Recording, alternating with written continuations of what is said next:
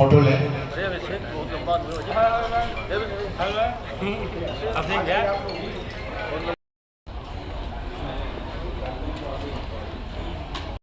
Decision से हट करके जीवन शैली जन्य रोग जिनको कहते हैं नॉन कम्युनिकेबल डिसीजेस एनसीडीज, हमारे सभी विद्यार्थी गूगल गुरु को पढ़ते रहते हैं और गूगल गुरु को पढ़ के विश्वास मत करिए।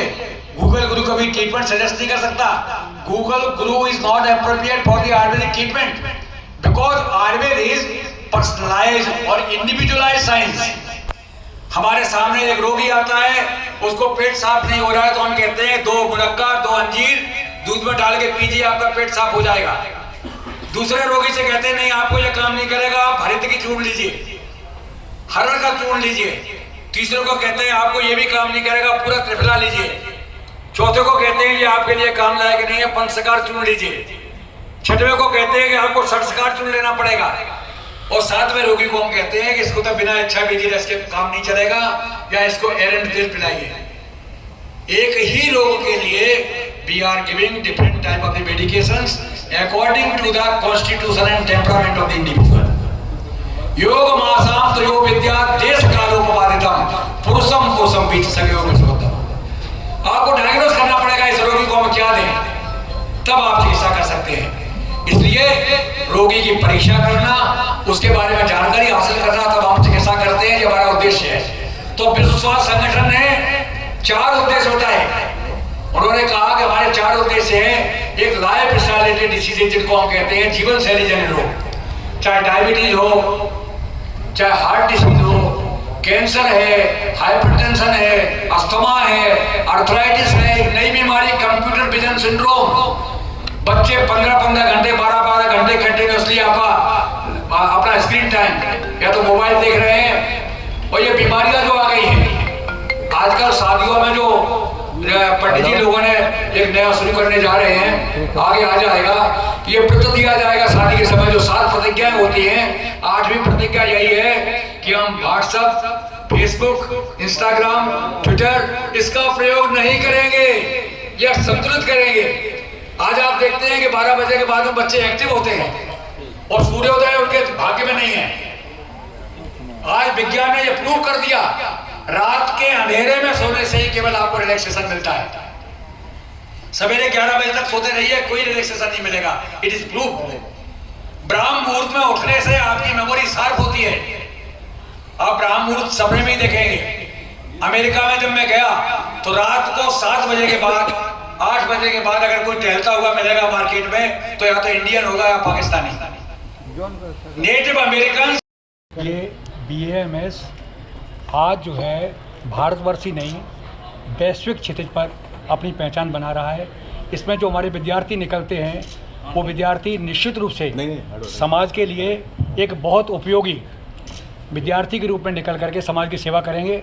और यहाँ पर मैं देख रहा हूँ इस महाविद्यालय को, बापू आयुर्वेदिक कॉलेज में चिकित्सा की वो सारी सुविधाएं, क्योंकि जब तक आप रोगी का प्रॉपर निदान नहीं करेंगे, आपके पास डायग्नोसिस के सारे साधन हैं और उन डायग्नोसिस के साधनों में आयुर्वेद और एलोपैथी को मिला करके जिस प्रकार से बच्चों का ज्ञानवर्धन किया जा सकता है, वो करने का यहाँ पूरा प्रयास किया जा रहा है।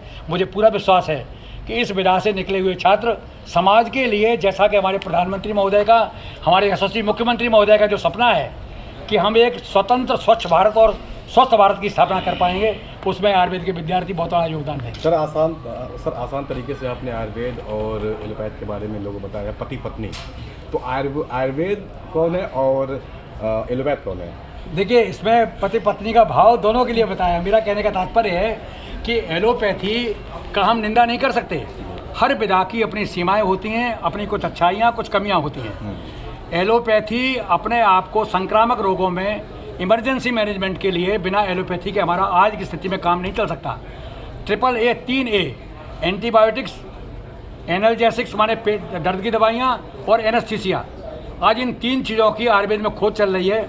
और खोज क्या चल रही है? हमारी 3 चीज़ें।